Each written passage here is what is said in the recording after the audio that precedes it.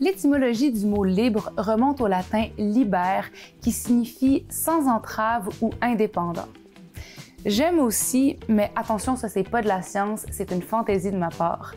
J'aime penser au mot anglais free, qui signifie à la fois libre, gratuit, disponible et aisément. Être libre, c'est peut-être ça aussi, gratuit, disponible et aisé. J'aime me dire que la liberté est peut-être plus proche de nous que ce qu'on croit. C'est peut-être une forme de disponibilité à soi et aux autres, une disponibilité gratuite, pas monnayable et sans attente. Une disponibilité qui s'offre comme ça, sans autre but que d'être présent ou présente à l'ici et maintenant. Et quand on parvient à se connecter à sa liberté intérieure, on peut s'affranchir de beaucoup d'obstacles extérieurs.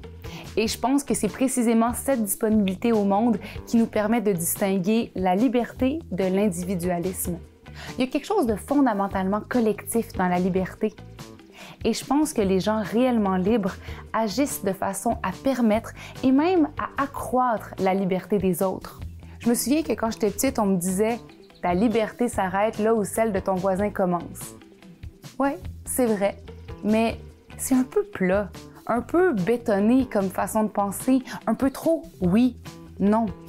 Je crois que la vie est plus poreuse que ça, plus collective, plus complexe, plus tridimensionnelle et même multidimensionnelle.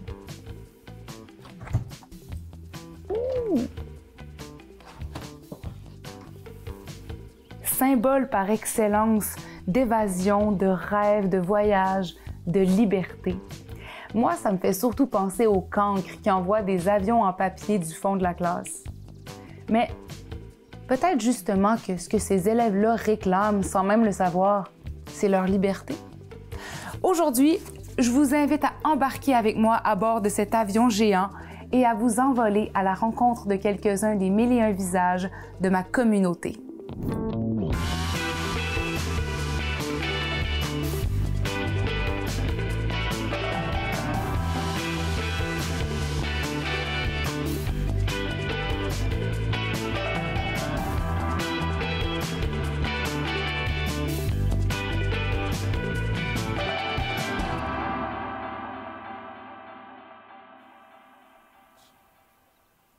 On est dans la région du Bas-Saint-Laurent. J'aime bien dire le bas du fleuve. Tu sais, comme la chanson de Gaston Mandeville. Il y avait un vieux dans le bas du fleuve. Bon. En 2022, j'ai vendu ma maison, puis je suis parti 6 mois au Mexique. En van, je dors pratiquement le 3/4 de mon temps sur le bord de l'eau. Je vais aller créer, je vais aller écrire, je vais aller méditer sur le bord de l'eau, mais ça, c'est comme mon point central. C'est sûr que ma van, c'est ma maison. Je l'ai décoré avec plein de trucs que j'ai trouvés sur la route. J'ai même une aiguise à crayon que j'ai ramassée dans une friperie aux États-Unis. Tu sais, les aiguises comme dans le temps. Là. Fait que tout est pas mal seconde main dans mon van. C'est Denis, son nom. Je suis allé le chercher sur la côte nord il y a 6 ans. Le propriétaire de ce van-là, avant moi, il s'appelait Denis. Puis il est décédé. Fait que c'est un peu en son honneur, en fait, que j'appelle le van Denis. Puis aussi parce que moi, je suis quelqu'un qui vit beaucoup dans le déni. Fait comme Denis, comme c'est un bel honneur à tout ça, tu sais. J'ai réalisé que j'essayais de combler des trous dans ma vie avec plein d'objets, des plantes, des vêtements neufs, puis que ça m'élevait pas en dedans, tu sais. Puis ce van-là, comme, je sais pas, je me sens en sécurité avec. Puis c'est pas une histoire d'amour, je suis pas en amour avec mon van, juste en amour avec le fait d'avoir de la liberté. Je m'appelle Maxime, je suis un artiste multidisciplinaire qui aime beaucoup la vie, qui touche à plein de choses comme la musique, l'écriture. J'aime beaucoup l'humain, puis ça m'inspire à créer. Je me suis longtemps fait identifier comme le chanteur festif qui fait de la musique partout. Je suis un nomade qui s'amuse avec la vie.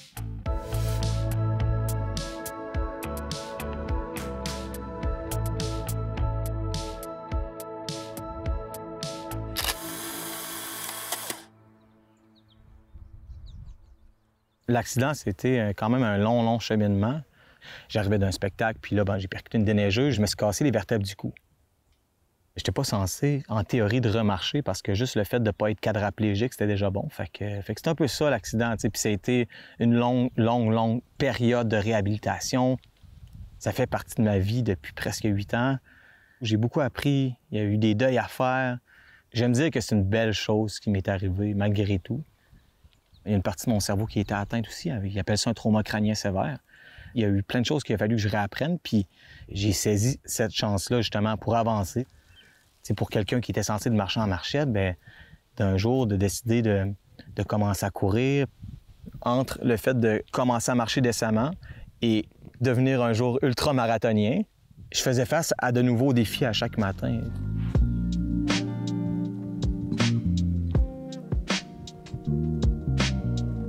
Il y a beaucoup ça aussi qui a commencé à me forger comme humain, à avoir le goût de l'aventure, mais pas nécessairement aller visiter Paris, la Tour Eiffel, mais plus l'aventure interne.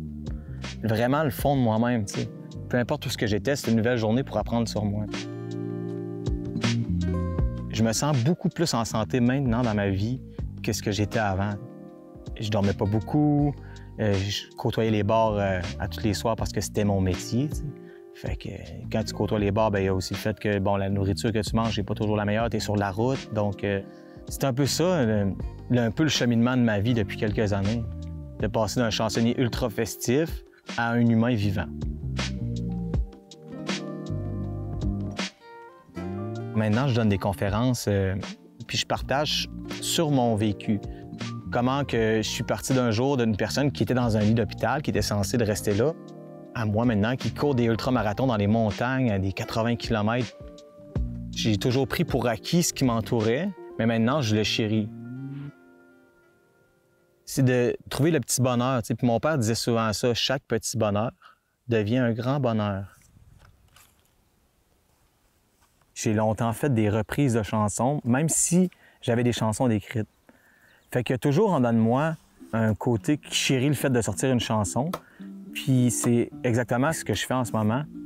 Puis pas juste des chansons que je fais autour d'un feu ou des chansons que j'ai écrites dans le passé, mais vraiment de matérialiser tout ça ou de numériser le tout pour qu'un jour, la journée que je vais partir, bien, qu'il va rester une partie de moi quelque part. Luna, luna, luna, luna, na. Luna, luna, luna, luna, na. Luna, luna, luna, luna, na.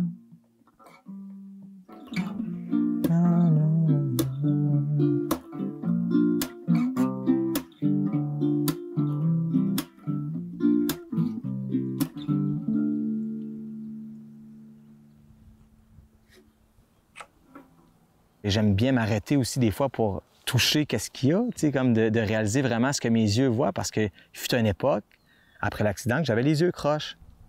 Ça m'a pris environ 1 an et demi avant de pouvoir avoir une vision qui était comme dans la norme. Il fut un temps, après mon accident, qu'on m'a enlevé mes permis de conduire parce qu'on me jugeait pas apte à pouvoir conduire. Fait qu'il a fallu que je reprenne des cours de conduite et tout ça. Fait que c'est un beau legs de la vie de pouvoir comme être en liberté partout ce que je veux. Puis il y a aussi l'estime de soi, tu sais, comme je lookais bien sur une scène, je veux dire, peu importe t'es qui, t'as une guitare, ça look bien, mais là, tu te réveilles le lendemain, tes yeux tout croches, t'es pas capable de lever ton bras, c'est comme, tu sais, l'ego en prend un coup aussi, t'sais. Ce que les gens dégagent, pour ma part, maintenant, je trouve ça plus beau qu'un physique. Chaque humain a quelque chose, une petite lumière à nous apporter. La liberté, pour moi, c'est vraiment un grand privilège. Puis quand il a fallu que je réapprenne à marcher, bien, la nuit, on m'attachait pour pas que je tombe en bas du lit, pour pas que je me fracture encore les vertèbres qui auraient été fatales. Fait que pour moi, cette liberté-là, maintenant, c'est viscéral. D'avoir cette chance-là de pouvoir bouger d'un endroit à l'autre, puis de me sentir en sécurité, de me sentir bien, de me sentir inspiré, bien ça, c'est être libre. De pouvoir rencontrer des gens aussi sur la route. Puis c'est un privilège d'être libre. C'est pas acquis pour tous, tu sais.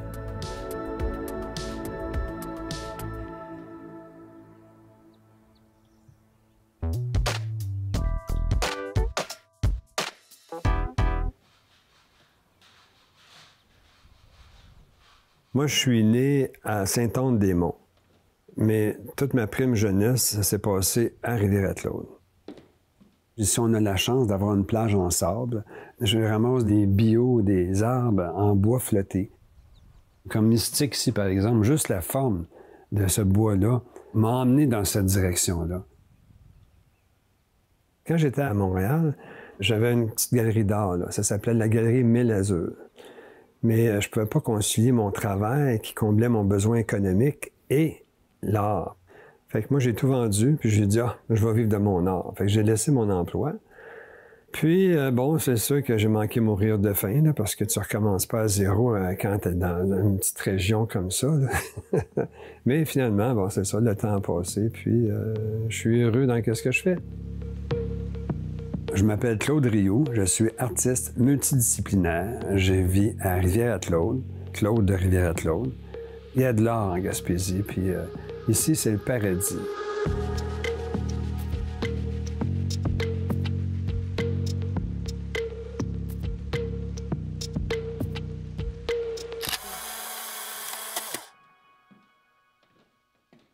C'est comme ici à l'église qui est devenue une distillerie, la distillerie Cap au Péché. Je pense que les marguilliers de l'époque étaient en train d'enlever les langes, qu'il n'y avait plus d'ailes, l'autre était cassé. Fait que qu'est-ce que vous faites? Ah, ils doivent envoyer ça à Dom parce que si c'est cassé, ben, je dis amenez-moi ça, je vais vous les réparer. Hey, ça n'a pas tombé dans l'oreille de ça. Le lendemain, le towing arrive, il s'en arrière, ça doit peser 600 livres. Puis là, j'ai fait les ailes de l'ange, j'ai réparé les 2 anges. Puis là, il y a d'autres personnes qui me disent « Ah, ma petite fille qui est décédée, au cimetière, il y a un ange, il manque un bout, pourrais-tu? » Fait que là, pendant peut-être 6-7 mois, j'ai réparé des anges. Je suis devenu un réparateur d'anges. C'est pour ça que j'ai appelé la montagne des anges. Je me promenais à un moment donné là, puis j'entendais couler une source. Fait que là, j'ai construit un mur de pierre, une tête d'ange avec des ailes. À chaque fois qu'il y a une sculpture qui est loin du regard, bien, souvent, il y a du vandalisme. À un moment donné, je suis arrivé, il y a quelqu'un qui avait pris une roche, il l'avait toute brisée. Ils ne savent pas que c'est tous des vieux qui font ça, qui réparent ça pour mettre un peu de beauté dans notre région. Le dragon à l'extérieur, je l'ai fait en 1994. Il y a plein de personnes qui arrêtent des fois quand je travaille dehors ou quelque chose, ils me disent « Hey, quand j'étais petit, je me faisais poser à côté de ton dragon. » Puis, ça me vieillit un peu, là, mais bon. Quand j'ai été à Québec en résidence, pendant 31 jours, j'ai fait 37 sculptures. Ça a été... J'arrivais là à 6 heures du matin, je partais le soir. C'était vraiment phénoménal. J'ai adoré ça. J'ai fait la plus longue fresque qu'il y a, je pense, en Gaspésie. C'est la muraille qui raconte l'existence de la ville de Murdochville. La fresque, elle mesure, je pense, 230 quelques pieds, là, par 8 pieds de hauteur. Moi, j'ai été 7 ans président d'un centre de méditation bouddhiste. Puis là, mon moine, qui est décédé dernièrement, m'a légué son bol. Il faisait le tour du monde, tu sais, un type qui parlait sa langue, qui était un érudit, qui était fantastique, qui était d'une noblesse fabuleuse. Quand tu es un moine bouddhiste, tu vis de mendicité. Fait que tu quêtes ta nourriture, tu quêtes ton gîte, tu quêtes tout, tu sais. L'ayant côtoyé pendant autant d'années, tu sais, sur une période d'une 30aine d'années, à chaque semaine, il m'appelait, peu importe où il était dans le monde, là, tu sais. Puis des fois, je disais, c'est quoi le son que j'entends? Ah, ben dis là, je suis en Australie, puis ça, c'est un cacatoès qui est dans l'arbre que tu entends. Puis, tu sais, bon, ça me rappelle plein de beaux souvenirs, cet objet-là qui m'a légué.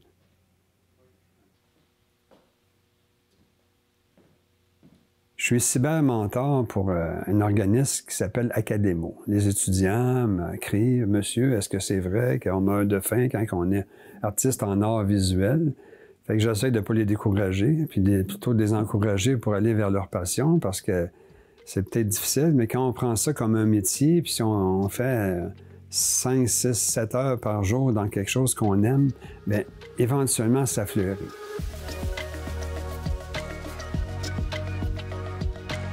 Quand j'étais sur le plateau Mont-Royal, à la galerie Émile Azur que j'avais ouvert, on me disait « Oh, toi, on ne sait pas ce que tu fais. Des fois, tu fais du surréalisme, de l'impressionnisme, de l'hyper-réalisme, de l'abstrait. » Puis là, je me sentais insulté parce que j'avais l'impression qu'on voulait me placer dans une case. Puis moi, je lui répondais, « Bien, écoutez, moi, ça va être la synthèse de mon œuvre qui va faire qu'on va me connaître. »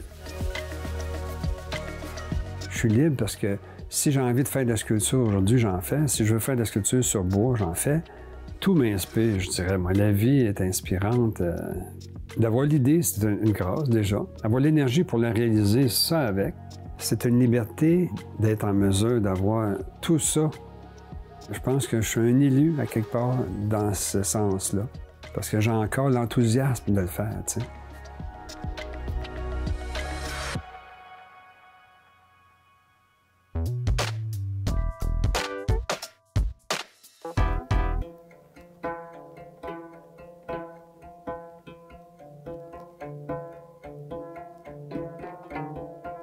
Ma mère habitait dans cette maison-là quand elle était jeune, donc c'est sa maison familiale, dans le village en fait de Saint-Clus.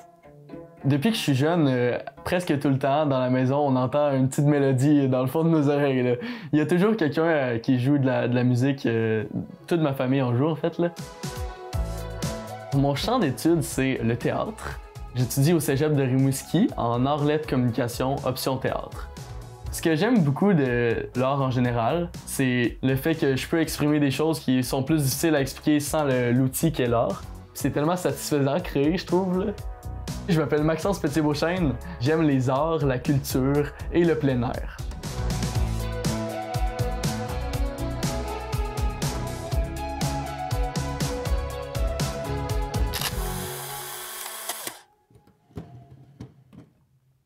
Le chant puis le théâtre, je dirais que c'est vraiment quelque chose qui me maintient et qui me fait vibrer, là. Puis c'est vraiment le fun parce que j'étais en comédie musicale avant, là, au secondaire. C'est la troupe Amalgame, ça s'appelle. C'est à l'école Paul-Hubert à Rimouski. C'était en secondaire 3, 4, 5 qu'on a monté 3 pièces de théâtre, une par année. La première année, en secondaire 3, on a monté Mary Poppins. En secondaire 4, on a monté Footloose. Puis en secondaire 5, dans le fond, on a monté La Belle et la Bête. Je jouais Big Ben, puis c'était genre une horloge full stressée, tout le temps en train de crier, puis c'était vraiment un rôle intéressant, là. Ça m'a sorti de ma zone de confort totalement, là. On avait comme tous des gros costumes parce qu'on était des objets, là. Fait qu'on avait des immenses costumes full chaud. Puis pour vrai, j'ai jamais eu autant chaud que ça de ma vie, même en allant au Mexique et tout, là. T'sais, en faisant du théâtre, on peut vivre plein d'expériences intenses, là.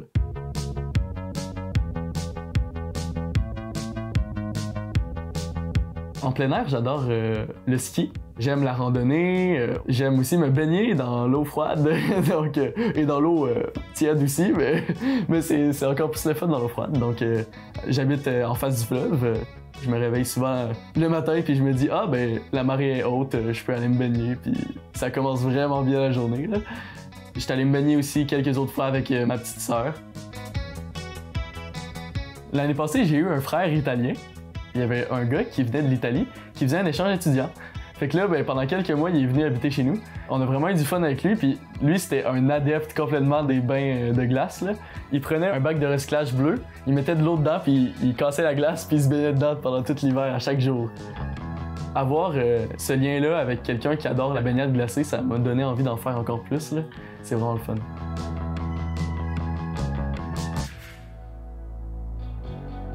J'ai un rêve d'enregistrer une chanson. Des fois, ça me prend, puis j'ai comme une petite vague de créativité, puis là, ben, je me dis, bon, ben, je vais surfer sur cette vague-là. Créer une chanson, ça ressemble à, mettons, monter une montagne. Quand tu montes la montagne, ben, t'escalades, puis il y a des bouts plus tough, puis des fois, t'as mal au mollet, puis tu continues, parce que ton but, c'est de monter jusqu'au top. Puis pendant que tu montes la montagne, ben, tu regardes autour de toi, puis tu trouves la nature belle, puis tu profites du moment, puis c'est vraiment cool. Puis créer une chanson, c'est aussi comme ça, je trouve, parce que la créer, c'est le fun, puis tu découvres des nouveaux accords, puis tu découvres des nouvelles parties de toi aussi. Des fois, tu la joues, puis t'es comme « Wow, je suis sur le top de la montagne, c'est tellement le fun ». Puis après, tu redescends, puis tu surmontes une autre montagne, puis tu t'amuses là-dedans, là, puis tu sais, ça finit jamais, là.